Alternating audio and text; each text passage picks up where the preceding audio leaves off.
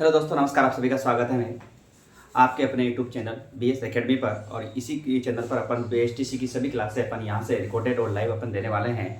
तो शुरुआत करते हैं, क्योंकि आपके पास समय है, अभी बहुत टाइम है। तो आपको सिलेक्शन लेना है तो आपको बहुत ही आपको रीजनिंग को ज़्यादा पढ़ना पड़ेगा। तो शुरू करते हैं। आज से अपन सिलेबस की बात करेंगे। तो इसके लिए पहले आपको कि ज़िंदगी अजब तेरी परिभाषा है, ज़िंदगी तेरी अजब परिभाषा है, संवर गई तो जन्नत, बिखर गई तो तमाशा है, बहुत विकल्प है बिखरने के लिए, बहुत विकल्प है बिखरने के लिए, एक दृढ़ संकल्प बहुत है संवरने के लिए। तो आपको दृढ़ संकल्प लेना है आपकी ज़िंदगी को संवारने के लिए। तो चलते हैं, आज सिलेबस की अपन बात करते हैं। तो सिलेबस आपका यह है वर्णमाला। वर्णमाला से आपके क्वेश्चन देखने को मिलते हैं। टोटल टॉपिक आपके 36 है, क्योंकि यहाँ से आपको मैथ्स के कुछ टॉपिक भी देखने को मिलते हैं और यहाँ से 5 से 10 क्वेश्चन आपके वेटेज रहता है मैथ्स का भी। तो उसको भी आप छोड़ना नहीं है, क्योंकि आपको सिलेक्शन लेना है। तो आपको ये क्वेश्चन ज़्यादा डीपली नहीं आते हैं, नॉर्मल क्वेश्चन यहाँ से देता है, तो उसको भी अपन करेंगे साथ के साथ। तो टॉपिक की मैं बात करूँ तो वर्णमाला है, उसके बाद सांकेतिक भाषा है, कोडिंग डिकोडिंग जिसको अपन बोलते हैं, अल्फाबेट जिसको बोलते हैं, वर्णमाला परीक्षण। उसके बाद दिशा परीक्षण, डायरेक्शन टेस्ट है, रैंकिंग है, सेटिंग है। अब देखो मित्रों, यहाँ से आपका सबसे जो मेन टॉपिक रहता है वो आपका वर्णमाला और सांकेतिक भाषा रहता है, क्योंकि सांकेतिक भाषा से आपको ज़्यादा क्वेश्चन देखने को मिलते हैं। इसलिए इस टॉपिक को अपन नेगलेक्ट नहीं कर सकते हैं, इसको पढ़ना ही पड़ेगा।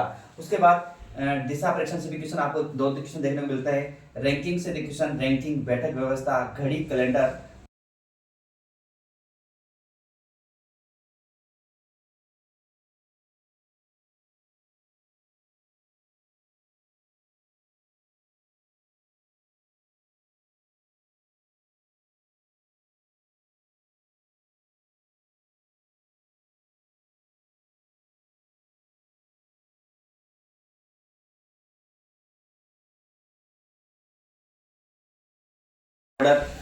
उसके बाद आकृति की पूर्ति करना, आकृतियों की क्या करना है, पूर्ति करना है।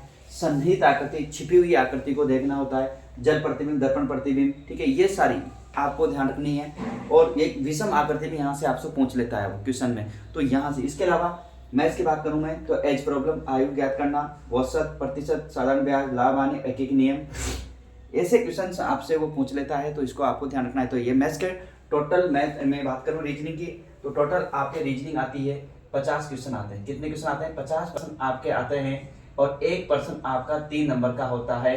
टोटल आपके 150 अंक के होते हैं।